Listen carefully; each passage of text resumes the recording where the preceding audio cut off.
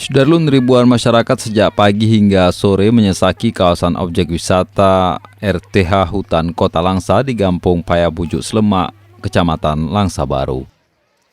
Objek wisata andalan kota ini menjadi salah satu tujuan kunjungan wisata masyarakat memanfaatkan liburan sekolah di penghujung tahun.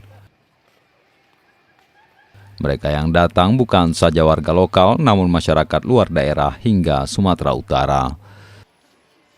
Terlebih saat ini hutan Kota Langsa dilengkapi berbagai wahana permainan seperti sepeda gantung, wall climbing, hingga dayung bebek. Selain itu, wisatawan juga dimanjakan dengan suasana hutan nan sejuk dan rimbun di bawah pepohonan besar.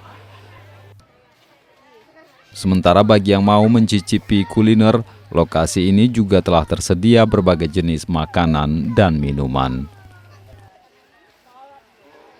Dari Langsa, Zubir, Serambi On TV.